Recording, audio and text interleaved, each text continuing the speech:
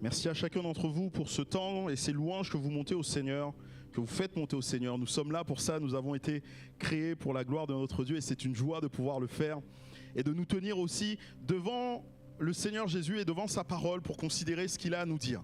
Si vous êtes lecteur de la Bible, vous êtes familier du fait que le Seigneur, Dieu et nous sommes séparés.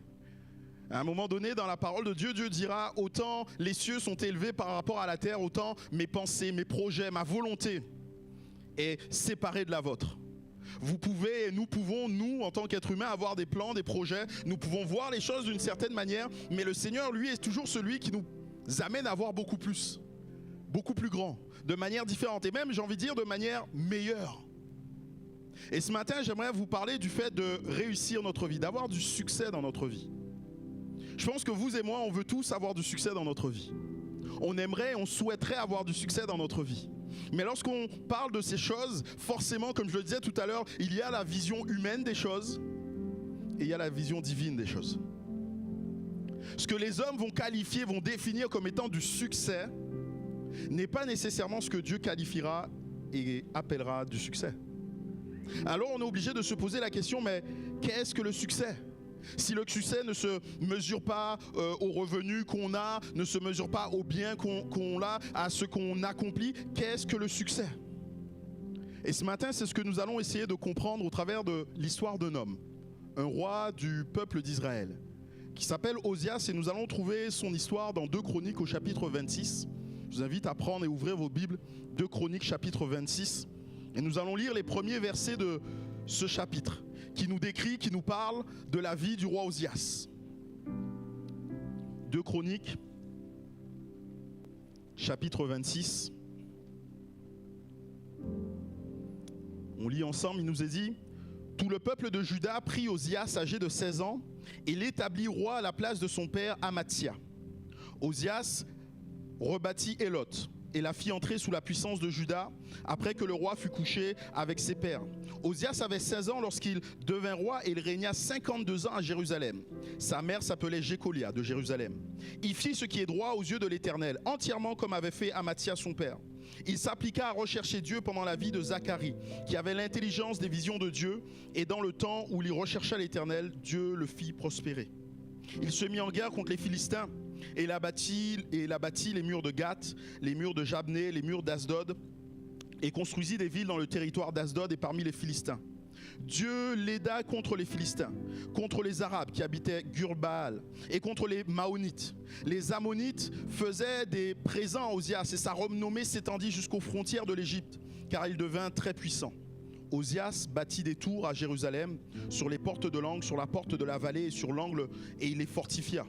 Il bâtit des tours dans le désert et il creusa beaucoup de citernes parce qu'il avait de nombreux troupeaux dans les vallées et dans les plaines, et des laboureurs et des vignerons dans les montagnes et au Carmel, car il aimait l'agriculture. Osias avait une armée de soldats qui allaient à la guerre par bande, comptés d'après le dénombrement qu'en firent le secrétaire Jéhiel et le commissaire Masséja, et placés sous les ordres de Hanania, l'un des chefs du roi. Le nombre total des chefs de la maison paternelle des vaillants guerriers était de 2600. Il commandait à une armée de 307 500 soldats, capables de soutenir le roi contre l'ennemi.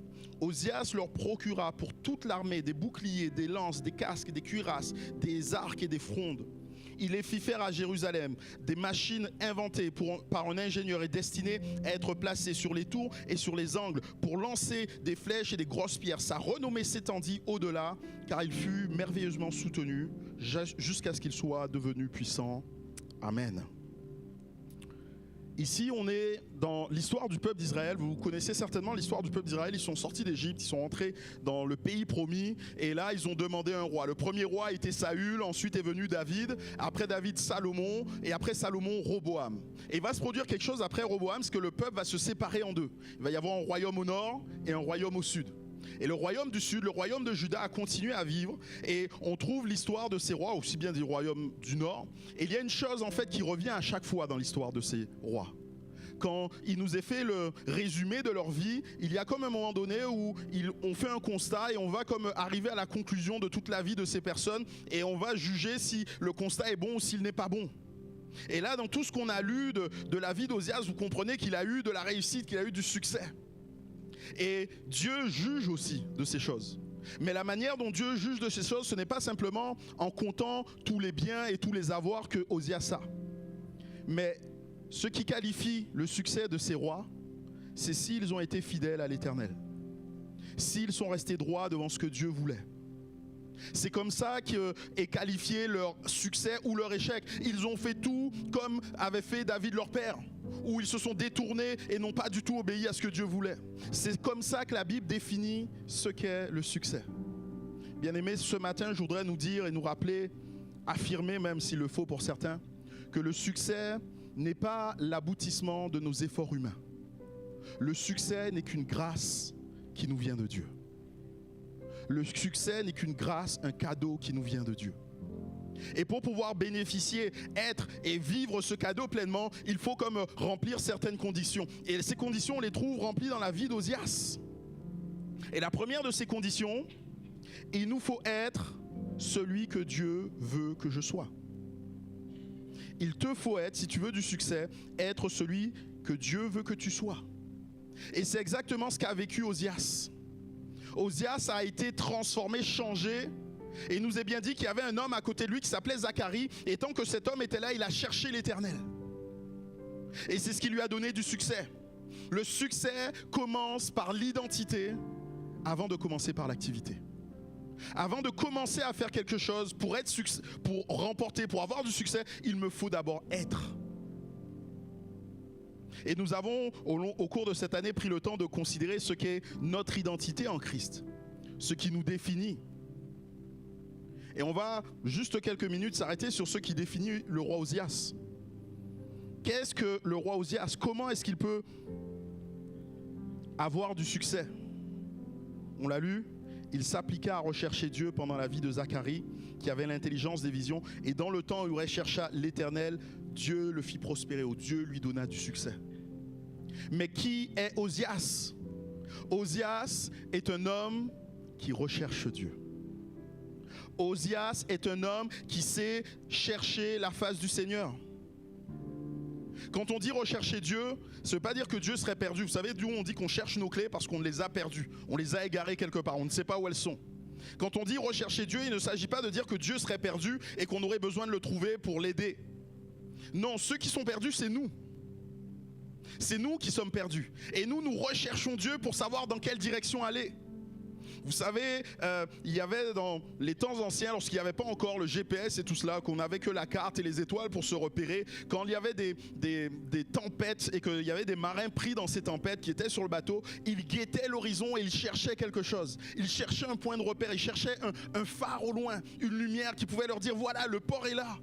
Dans tout le tumulte qu'ils pouvaient connaître, ils savaient qu'il y avait un endroit où ils pourraient se retrouver en sécurité malgré tout le danger. Et quelque part, c'est cela, rechercher Dieu. Nous sommes dans la vie et il y a les flots de la vie qui sont tumultueux. Il y a tellement de choses qu'on ne maîtrise pas. Il y a tellement de choses qui nous mettent en danger et qui pourraient nous faire sombrer. Mais on peut compter sur le phare, sur la lumière. On a chanté tout à l'heure, Christ est une lumière dans les ténèbres. On peut regarder à Dieu et c'est pour cela qu'on cherche Dieu. On cherche du regard, on dit mais Seigneur, dans quelle direction est-ce que je dois aller? Par où je vais? Je ne sais pas comment faire, je suis en danger. Comment je fais? Je m'en vais chercher Dieu. Nous devons chercher Dieu. Nous devons toujours vouloir chercher Dieu. Ce qui est important pour nous, c'est Dieu, sa présence, sa personne. Connaissez cette histoire et ce passage tiré de l'Écriture, c'est Moïse qui amène le peuple qui sort d'Égypte. À un moment donné, pour une certaine occasion, Dieu dit à Moïse, écoute, je vais vous amener, je vais vous donner le chemin, je vais vous montrer la direction, mais moi je ne viendrai pas avec vous. Et vous connaissez la réponse de Moïse. Il dit, mais ne nous laisse pas partir si tu ne nous accompagnes. Ce qui est plus important pour nous, c'est d'être avec toi. Ce qui est plus important, c'est d'être là où est la sécurité. Dans ce port, c'est là où nous voulons trouver, c'est là où nous voulons rester. Bien-aimés, nous devons rechercher Dieu. Si nous voulons du succès, si tu veux du succès dans ta vie, tu dois rechercher Dieu. Si tu veux être un homme ou une femme qui a du succès, tu dois rechercher Dieu. Et j'aimerais te dire que faire cela sera une chose intelligente de ta part. Dans la Bible, on trouve souvent cette mise en garde de Dieu, insensé que vous êtes. Et des fois, il qualifie aussi les hommes d'intelligents. Dieu, du haut des cieux, regarde les fils de l'homme pour voir s'il y a quelqu'un qui soit intelligent, quelqu'un qui recherche Dieu. Rechercher Dieu, c'est un acte d'intelligence. Rechercher Dieu, c'est un acte qui démontre qu'on a compris certaines réalités. Le vrai problème de l'humanité est de vouloir faire les choses selon notre propre point de vue. C'est de ne pas rechercher le point de vue de Dieu. Ce n'est pas décider de se soumettre à la volonté que Dieu aurait pour nous, mais c'est de se dire, moi je sais suffisamment. Et quand on agit comme ça, la Bible nous dit, vous êtes des insensés. Pourquoi est-ce que vous êtes des insensés? Parce qu'un jour vous aurez de toute façon des comptes à rendre à Dieu. On aura des comptes à rendre à Dieu. C'est lui qui nous a donné la vie, c'est lui qui a créé la vie, c'est lui qui en a donné les règles. Et si on choisit de vivre la vie sans suivre ces règles, c'est dommage, mais on devra le payer. On devra rendre des comptes à Dieu. Pourquoi est-ce que c'est insensé de ne pas chercher Dieu? Pourquoi est-ce que c'est insensé de ne pas s'arrêter sur ce que lui nous dit? Parce qu'on ne maîtrise rien dans nos vies, bien-aimés. Qui d'entre nous sait ce qui se passera demain? Qui d'entre nous sait ce qui se passera la semaine prochaine? Et on fait tous des projets, on fait tous des projections, mais au final, il nous faut reconnaître que n'arrivera que ce que Dieu permet. Pas ce que nous, on veut. Parce qu'on a décidé, mais ce que Dieu, lui, a décidé. C'est lui qui est au contrôle de toutes choses. Pourquoi c'est insensé? Parce que ne pas rechercher Dieu, ne pas s'attendre à lui, c'est refuser quelque part toutes les bénédictions, toutes les grâces qu'il veut pour nous. On a ce privilège d'avoir un Dieu plein de bonté, plein d'amour, plein de grâce, qui veut nous combler de bonté et de bénédictions, qui veut encore répandre sur nos vies sa grâce et une grâce abondante. À celui qui est capable de faire infiniment au-delà de ce que nous pensons et demandons, voilà qui est notre Dieu. Et ne pas le rechercher, c'est ne pas vouloir vivre ces bénédictions. Bien-aimés, nous devons être des hommes et des femmes intelligents. Des hommes et des femmes qui recherchent Dieu. Des hommes et des femmes qui savent se tenir devant le Seigneur pour recevoir ce que lui a à nous dire. Des hommes et des femmes qui seront et qui deviendront des hommes et des femmes selon le cœur de Dieu. Si vous êtes un lecteur de la Bible, vous connaissez cette expression. Un homme selon le cœur de Dieu. Cette expression a été utilisée pour décrire David, qui est l'ancêtre du roi Osias. Et quand on regarde à la vie de David, on comprend ce que ça veut dire être un homme selon le cœur de Dieu. Ça ne veut pas du tout dire être parfait. Ça ne veut pas du tout dire, malheureusement, réussir en tout. Ça ne veut pas du tout dire, malheureusement, qu'il n'y aura jamais d'échecs dans notre vie, ou en tout cas de choses qu'on considérera comme des échecs. Ce n'est rien de tout cela.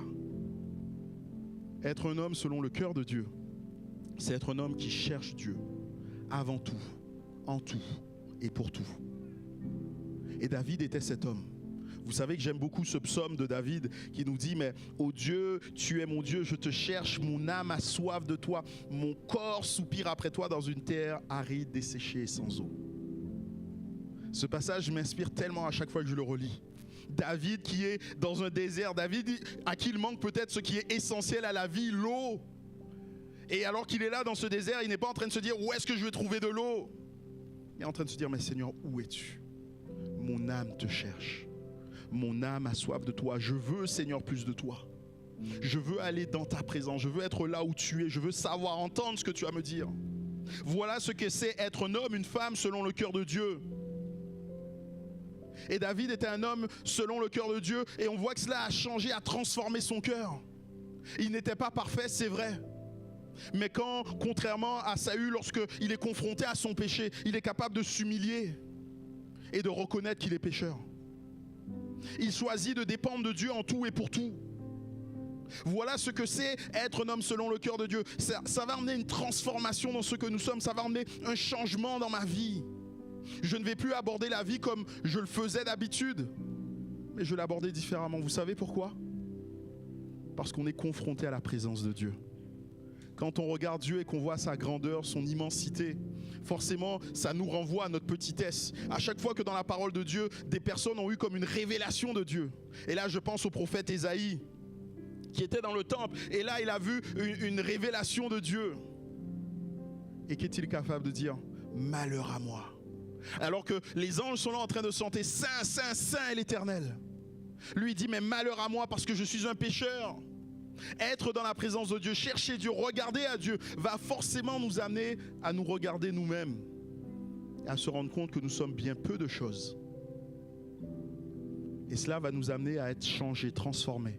Parce que oui, on va dire malheur à moi, mais Dieu dans sa présence, Dieu dans sa grâce, comme il a fait pour Ésaïe, va apporter quelque chose pour que nous soyons changés. Pour Ésaïe, c'était une braise prise sur l'autel qui a été touchée ses lèvres et lui a dit maintenant tu es saint, maintenant tu es purifié. Être celui que Dieu veut que je sois. Pour cela, il me faut le rechercher. Pour ça, il me faut m'approcher de lui. Mais pour faire cela, il nous faut encore le faire de la manière que Dieu veut que nous le fassions. On peut rechercher Dieu de manière très légère, je le dirais comme ça, très désinvolte. On peut rechercher Dieu à des endroits où Dieu n'est pas. Comment rechercher Dieu? On recherche Dieu par la prière, par la lecture de sa parole, par la méditation de sa parole. En se tenant là, c'est lui qui nous a donné sa parole, c'est lui qui nous a dit ce que nous devons comprendre de tout ce que nous avons besoin de comprendre dans la vie. Et tout cela, on le trouve dans la parole de Dieu. On a besoin de se laisser transformer par cette parole, de se nourrir de cette parole, de se nourrir de la présence de Dieu dans la prière qui remplit nos cœurs, qui remplit nos vies. Mais je le disais tout à l'heure, il ne faut pas le faire de manière légère. Dans le passage que nous avons lu, il nous est dit Osias s'appliqua. Osias s'appliqua à chercher Dieu. Je ne sais pas si vous êtes des gens appliqués. Moi, je ne suis pas très appliqué. En tout cas, c'était compliqué pour moi. Je me souviens quand j'étais je crois que c'était en classe de CP et on avait un devoir d'écriture à faire. Et la sonnerie de la récréation avait retenti. Et moi, je n'avais qu'une idée en tête, c'était courir dehors et aller jouer au foot avec les copains. Mais on avait un devoir à faire et la maîtresse insistait, tant que vous ne l'avez pas fait, vous ne pourrez pas sortir. Alors je l'ai fait. Mais je ne suis pas sûr qu'elle a réussi à me relire. Non, elle n'a pas réussi à me relire puisque j'ai dû refaire des pages et des pages d'écriture à cause de cela. Pourquoi? Parce que je ne m'étais pas appliqué. Pour moi, l'idée, c'était juste de le faire et voilà, c'était quelque chose une tâche à bâcler et on passait à autre chose. Non, ici, Osias n'est pas dans cet état d'esprit de se dire, c'est juste quelque chose à faire vite fait et on passe à autre chose. Non, Josias s'est appliqué. Il s'est appliqué. On a cette promesse dans Jérémie. Dieu qui dit, mais si vous me cherchez de tout votre cœur, vous me trouverez. Si vous me cherchez de tout votre cœur. Et ça, c'est la condition pour nous, si nous voulons rechercher Dieu, c'est d'y mettre tout notre cœur. Et parce qu'on va y mettre tout notre cœur, le Seigneur va changer, va transformer notre cœur. Et nous allons devenir à sa ressemblance. Nous allons être ceux qu'il veut que nous soyons. Mais ça, ce n'est qu'une des conditions pour le succès. Être ce que Dieu veut que je sois. Mais l'autre condition, c'est faire ce que Dieu veut que je fasse. Osias a recherché Dieu avec beaucoup d'assiduité, il y a mis son cœur, mais il ne s'arrête pas là. Il va entreprendre des choses, il va entreprendre tout plein d'actions. Et on l'a lu, tout ce qu'il a fait. Il a fait quoi? Il a attaqué, il a renversé des places fortes. C'était des places que Israël avait perdues, que les rois précédents avaient perdues par des ennemis. Et lui, il est venu, il a chassé les ennemis et il les a rétablis, ces places fortes. Il va combattre et être vainqueur de ses ennemis. Il va attaquer un peu partout, tout azimut, et va être vainqueur dans tout ce qu'il va faire. Sa renommée va grandir. Il va lever une armée conséquente. Il va l'équiper, cette armée. Il va même recevoir des tribus des autres nations autour de lui. Il va prendre des initiatives, qu'elles soient stratégiques, humaines, agricoles. Il va faire tout cela et il va réussir dans tout ce qu'il va faire. La liste de ses accomplissements est assez impressionnante. On peut se dire, mais cet homme a réussi sa vie à cause de ce qu'il a fait. Mais la Bible nous précise bien quelque chose. Dans le passage que nous avons lu, je crois que c'est au verset 6, au verset 7, il nous dit, Dieu l'aida. Dans tout ça, dans tout ce qu'il est en train de faire, dans tout ce qu'il est en train d'entreprendre, il nous est bien précisé, Dieu l'aida. Pour nous dire que tout cela n'était pas le résultat de ses propres forces, de ses propres capacités, mais tout ça était le résultat de la main de Dieu qui est pesé sur lui. Bien-aimé, rechercher Dieu, ce n'est pas un moyen que nous aurions de manipuler Dieu et de le mettre dans notre poche, de le mettre de notre côté. Vous le savez, vous connaissez ce moment de l'écriture où Josué est devant la ville de Jéricho et là il voit un homme et il se dit mais est-ce qu'il est pour nous ou contre nous? Et il lui pose la question, es-tu pour nous ou es-tu pour nos adversaires? Et alors qu'il est en train de voir là ici l'ange de l'Éternel, et on comprend que là il est question de Jésus-Christ, Dieu le Fils, la deuxième personne de la Trinité, de lui répondre non. Il lui dit ni pour l'un ni pour l'autre. Moi je suis le chef de l'armée de l'Éternel. Et quelque part il est en train de lui dire mais toi, où es-tu? De quel côté tu te ranges? Est-ce que tu te mets de mon côté ou est-ce que tu te mets du côté des autres? C'est cela en fait. Dieu ne vient pas avec nous. Ce n'est pas nous qui imposons à Dieu de marcher avec nous parce que nous aurions prié beaucoup, parce que nous nous serions tenus dans sa présence et ainsi de suite. Non, ça ne marche jamais comme ça. Rechercher Dieu, c'est bien plus que cela. Rechercher Dieu va nous conduire à nous soumettre à ce que Dieu veut pour nous. Rechercher Dieu va conduire à ce que nous allons nous placer à sa disposition, à nous placer dans sa volonté pour qu'il fasse, ou en tout cas pour que nous fassions ce que lui veut que je fasse. Rechercher Dieu ne suffit pas à garantir le succès. Il nous faut aussi faire preuve d'obéissance. Le succès dépend de notre obéissance. Il ne va pas dépendre de nos efforts, il ne va pas dépendre de nos capacités, il ne va pas dépendre de nos actions, de nos réalisations. Il va d'abord dépendre de notre obéissance. Tout ce qu'Odias a fait aurait pu être stérile. Il aurait pu le faire de la même manière et y mettre les mêmes énergies, y mettre la même force, y mettre la même stratégie, mais que cela ne produise aucun résultat. Cela a produit du résultat parce qu'il a agi dans le cadre que Dieu avait préparé pour lui. Il a agi dans le cadre que Dieu avait pour lui. Dieu fait prospérer ce qu'il a commandé, pas ce que moi je veux. Dieu fait prospérer ce que lui a commandé, pas ce que moi j'ai décidé. Et vous savez, des fois on peut avoir cette attitude de dire « Seigneur, tu vas bénir ce que je fais, tu vas bénir mon œuvre, tu vas bénir cette action. » Mais ça ne marche pas comme ça, bien-aimés. On a bien sûr ce passage de l'Écriture, et c'est un passage qui est souvent mal compris, qui nous dit ce que vous lirez sur la terre sera lié dans les cieux. Mais ça voudrait dire qu'on pourrait imposer notre volonté à Dieu. Moi, Christophe, je pourrais imposer ma volonté à Dieu. Et que va faire Dieu si moi je dis quelque chose et que Pierre-André dit l'inverse? Dieu va être pris dans un dilemme, il va dire « Ah zut, qui est-ce que je vais favoriser ?» Non, ce passage veut nous dire ce que vous lirez sur la terre aura été ce qui aura été lié dans le ciel. C'est d'abord dans le ciel que les choses se produisent et nous, après, on peut les manifester sur cette terre.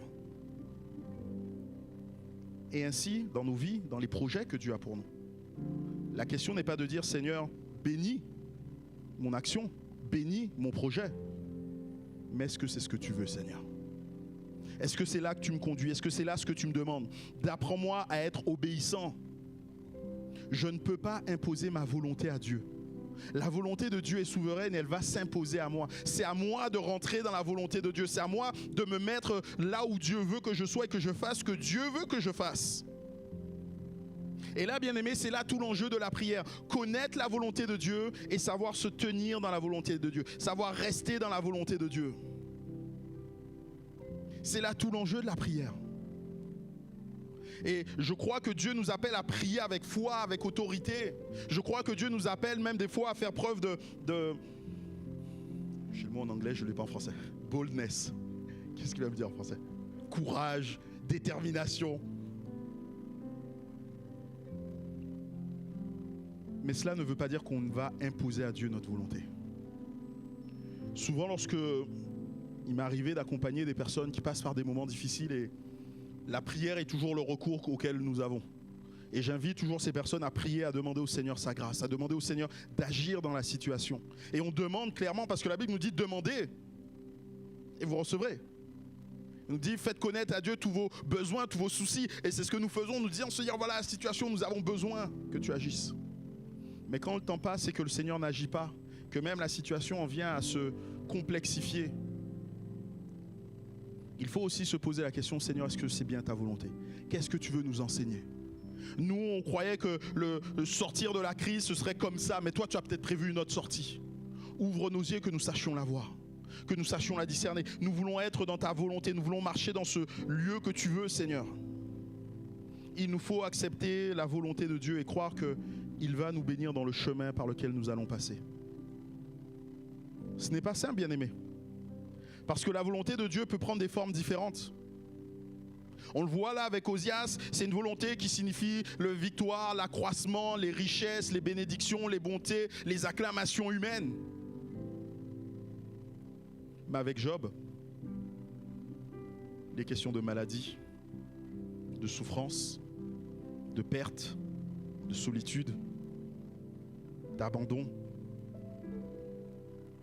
Est-ce qu'on pourrait dire que Osias a eu plus de succès que Job? Bien sûr, la réponse est non. Pourquoi? Parce que tout simplement, Dieu ne mesure pas le succès comme nous le mesurons. C'est sûr que si nous restons juste à regarder les vies de Job et les vies d'Osias, on se dirait, mais Osias a eu du succès. Et quant à Job, le pauvre, il a joué de malchance. Mais il n'en est pas ainsi. Pour Dieu, le succès, c'est l'obéissance à sa volonté, qu'elle mène à l'honneur ou à l'épreuve, qu'elle mène aux acclamations ou aux pleurs. Nous n'avons pas à inventer la mission. Nous avons à marcher dans les œuvres que Dieu a préparées d'avance pour nous. Car nous sommes son ouvrage ayant été créés en Christ pour des bonnes œuvres que Dieu a préparées d'avance pour que nous les pratiquions. Notre rôle, bien-aimé, n'est pas de découvrir les choses, mais simplement de nous soumettre, de faire. Notre rôle, est de découvrir, pas de décider. De découvrir la volonté de Dieu pour nous et de nous y mettre. Il nous faut donc écouter le Seigneur, avoir cette sensibilité à l'esprit, ce discernement spirituel pour aller dans le chemin que Dieu veut pour nous, que Dieu veut pour toi. La bonne question est, es-tu en train de pratiquer les œuvres que Dieu a préparées d'avance? Ça, c'est la condition pour le succès. Pratiquer les œuvres que Dieu a préparées d'avance pour toi. Ces œuvres, elles peuvent s'appliquer bien sûr dans ta vie personnelle. Dieu nous donne et veut des choses pour nous. Mais il le veut aussi pour nous de manière collective en tant qu'Église. Es-tu en train de pratiquer les œuvres préparées d'avance? Si tu ne le fais pas, si tu es en train de faire ce que toi tu veux, tu es en train de passer à côté. Tu n'es pas du tout dans le succès. Et la dernière des conditions, c'est être là où Dieu veut que je sois. Être celui que Dieu veut que je sois, faire ce que Dieu veut que je fasse et être là où Dieu veut que je sois. Tant que Osias est resté à sa place, il a été béni. Sa chute a commencé quand il est sorti de son couloir. On s'est arrêté au verset 15. Et si on lit le verset 16, je suis perdu. Il nous est dit, mais lorsqu'il fut puissant, il est question donc d'Osias, son cœur s'éleva pour le perdre. Il pécha contre l'Éternel son Dieu, il entra dans le temple de l'Éternel pour brûler des parfums sur l'autel des parfums. Cet homme était monté de rien, il avait 16 ans. Dieu l'a pris où il était, il lui a permis de monter, d'être élevé, de devenir un roi respecté, un roi puissant, un roi devant lequel les autres se prosternent, l'acclament. Et il nous est dit, lorsqu'il fut puissant, il s'éleva contre Dieu et il tomba. C'est fou quand même. Osias n'était pas n'importe quel roi. Et s'il devait se comparer à son père, il a fait tellement de plus grandes choses que son père. Lorsqu'il a récupéré le royaume et quelques années après, la différence était notable, était manifeste. Et il n'avait rien à envier, ne serait-ce même qu'au sacrificateur. Il était le roi du royaume de Juda, un royaume prospère. Il était un roi qui avait été oint, tout comme les sacrificateurs sont oints. Il est un roi qui avait son autorité d'une lignée royale, tout comme les sacrificateurs tirent leur légitimité de leur affiliation à Aaron. Lui, il la tirait de David. Il était comme les sacrificateurs, il représentait Dieu pour le peuple. Il représentait un attribut de Dieu. Dieu est le roi de son peuple et lui, il était là pour avoir cette image auprès du peuple. Et pourtant, dans son cœur, à un moment donné, il s'est dit, mais il n'y en a pas assez. Il n'y en a pas assez, je veux plus. Il n'y en a pas assez, je veux aller plus loin. Je veux sortir de ce que Dieu a prévu pour moi. Et c'est à ce moment-là qu'il a commencé à dégringoler. Et si on lit la suite de l'histoire, vous verrez qu'il est devenu lépreux. et qu'il était enfermé dans une pièce, il a été mis de côté. C'est son fils qui a commencé à gérer les aspects du royaume et lui, il a été mis de côté. Bien-aimé, ton succès va dépendre de ta disposition, pas de ta position. Elle va dépendre de la disposition de ton cœur. Et malheureusement pour Osias, il va y avoir un changement qui va s'opérer dans la disposition de son cœur. Mais lorsqu'il fut puissant, son cœur s'éleva pour le perdre. Parce que son cœur s'est élevé, sa disposition de cœur a changé. Le succès n'est jamais le résultat de nos efforts. Le succès est toujours le résultat de la grâce de Dieu, est toujours le résultat de mon obéissance. Et quand je perds cela de vue, quand je commence à penser que c'est moi, que j'ai réussi, c'est le moment où je commence à descendre, que je commence à tomber. L'humilité l'a conduit au succès, mais l'orgueil l'a conduit à sa perte. Et en cela, rien d'étonnant lorsque nous connaissons l'Écriture. Et sûrement vous vient en mémoire ce passage de Pierre qui nous dit « Car Dieu résiste aux orgueilleux, mais il fait grâce aux humbles. » Et ça, c'est une constante tout au long de l'histoire de l'Écriture. Tous ceux qui ont été humbles ont été élevés devant le Seigneur. Mais tous ceux qui ont été orgueilleux ont été abaissés et n'ont pu bénéficier des grâces du Seigneur. Le diable, l'orgueil a pris dans son cœur, il a été chassé.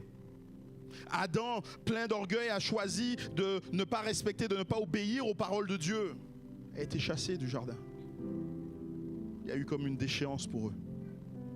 Et quand on regarde à la vie de Jésus, et la Bible nous dit bien qu'il s'est humilié en prenant la forme d'homme, en allant jusqu'à la mort de la croix. Il a été humble jusqu'au bout. C'est aussi pour cela que Dieu l'a souverainement élevé et lui a donné le nom qui est au-dessus de tout nom. L'humilité nous conduira toujours à vivre ce que Dieu veut pour nous. Attention à cet orgueil qui va enfler nos cœurs. Attention à cet orgueil qui va nous conduire loin de ce que Dieu veut pour nous. Nous ne restons pas dans la place, à l'endroit où Dieu a voulu pour nous. Et cela aussi m'amène à une réflexion de me dire que le succès se voit aussi dans le temps. Le succès se voit dans le temps. C'est vrai qu'il est monté, qu'il a à un moment donné brillé comme un astre. Osias, il était impressionnant en tout cas à vue des hommes. Mais après il a fini. Et comment a-t-il fini? Mal. Le succès se voit dans le temps. Un vrai succès est un succès qui dure. Un vrai succès est un succès qui reste. Un succès n'est pas fugace. Le succès est même quelque part appelé à être éternel pour nous, et nous le verrons là en conclusion. Le succès biblique, bien aimé, revêt ces trois aspects. Être celui que Dieu veut que je sois. Faire ce que Dieu veut que je fasse et être là où Dieu veut que je sois. Est-ce que tu es en train d'être dans le succès dans ta vie? Comment est-ce que tu peux répondre à chacune de ces questions? Et bien sûr, on regarde à notre vie ici-bas, mais le succès, je l'ai dit, doit être éternel et c'est vraiment quelque chose d'intéressant de noter. Être ce que Dieu veut que je sois. Nous le savons, la parole nous dit que Dieu veut et nous a prédestinés à être à l'image de son Fils. C'est là ce qu'il veut pour nous. Et on sait que cela ne sera plein, total, entier que lorsque nous serons dans la gloire. Faire ce que Dieu veut que nous fassions. Qu'est-ce que Dieu veut? Dieu nous a créés pour que nous soyons là à le louer, à le glorifier. Nous avons été créés pour exalter son saint nom. Et nous savons que cela encore, ce sera manifeste lorsque nous serons dans la gloire. Être là où Dieu veut que je sois.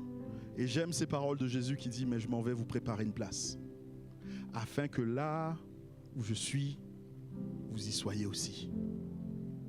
Voilà là où il veut que nous soyons, c'est dans le paradis. Tout ça pour nous dire quoi? Que le vrai succès sur cette terre pour un chrétien ne se compte pas dans ce que nous allons vivre et dans ce que nous vivons maintenant, entre notre naissance et notre décès.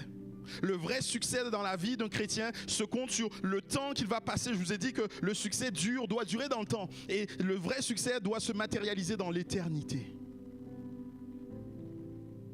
Bien-aimés, est-ce que nous menons une vie qui nous conduira à être ce que Dieu veut que nous soyons, à faire ce que Dieu veut que nous fassions, et à être là où Dieu veut que nous soyons. C'est la question qui t'est adressée ce matin. Dieu veut notre succès, mais ne comptera pas le succès comme toi tu le comptes. Alors rentrons dans ce que Dieu a prévu pour nous et laissons-le nous faire ce cadeau du succès dans nos vies. Amen. Merci mon Dieu, nous voulons te remercier encore pour toutes tes grâces et tes bontés. Merci parce que ta parole nous enseigne encore bien des choses te concernant et nous ne voulons pas, Seigneur, passer à côté de l'enseignement de ta parole. Nous ne voulons pas passer à côté, Seigneur, de ce que tu veux nous dire. Merci parce que nous croyons que tu veux nous donner du succès, Seigneur. Mais nous voulons vivre le succès comme toi tu nous le donnes. Apprends-nous à être à ton image, à être ceux que tu veux que nous soyons. Apprends-nous à te rechercher de tout notre cœur, Seigneur. Je prie pour que nous sachions aussi faire les œuvres et pratiquer les œuvres que tu as préparées d'avance, de toute éternité, pour que nous les faisions, Seigneur. Nous voulons être à ton tempo, nous voulons être à ton rythme, nous voulons être, Seigneur, dans la direction que tu veux que nous soyons. Je prie enfin pour que nous restions, nous nous établissions, nous demeurions là où tu nous as placés, quand tu nous as placés. Nous ne voulons pas autre chose, Seigneur. Nous ne laisse pas nos cœurs s'enfler d'orgueil ou nos yeux, Seigneur, pleins de convoitise, regarder à autre chose que ce que tu nous donnes et là où tu nous places, Seigneur. Que nous restions là où tu veux et que nous soyons ainsi de ceux, Seigneur, à qui tu donnes du succès. Merci, éternel mon Dieu, pour ce que tu fais encore dans nos cœurs, dans nos vies. Sois glorifié, mon Père et mon Roi. Amen. Amen.